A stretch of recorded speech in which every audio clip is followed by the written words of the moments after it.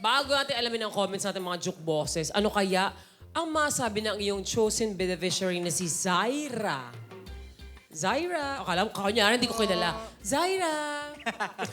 Hello po. Ayun. Ayun ate, congrats. Ang galing mo. Sana manalo ka ulit. Para uli saan ito? Let's recap kung ano yung... Kasi member na nga ako ng media.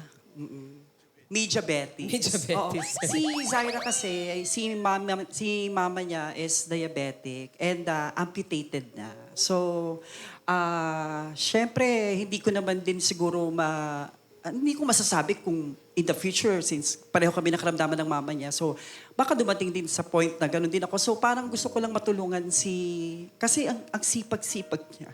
Pasipag siya nga anak, tapos nagtatrabaho siya para sa nanay niya na hindi na makalakad. Tapos recently nabagok yung ulo, tapos kailangan ipa-x-ray yung kung may... CT scan. Yeah, oo, CT scan. So, para lang makatulong. Yung gusto ko lang naman is makatulong. Lalo na sa isang kaibigan at Para sa isang ano mo to ha? Personal assistant? Yeah, lahat-lahat. Alam niyo, para siyang all-in-one. Makeup artist, hairstylist, tapos best friend, tapos tsaka bodyguard. Ang laki ng katawan niya, di ba?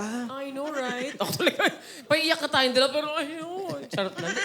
Meron ka may gusto sabihin, message? Ayun ate, thank you, I love you. Salamat sa suporta. Good luck. Thank you ate so much. Kay Mami. Mami ba? Tama ba? Baka may message ka para sa Oo nga. Ano pangalan ng iyong... Marilyn po, Marilyn Samson. Kay Mother Lynn?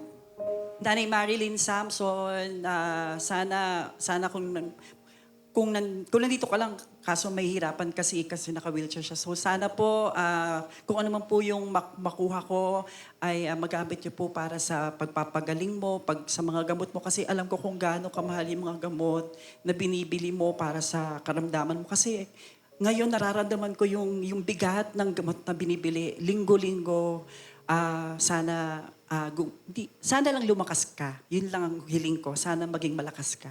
Kasi pag malakas ka, malakas din yung anak mo. At saka maaayusan niya ako ng maganda. Para sa summer. Pero, actually, ikaw nagbibigay ng tawag dito, lakas para sa kanya. Thank you very much, Diva, sa ginagawa mong yan.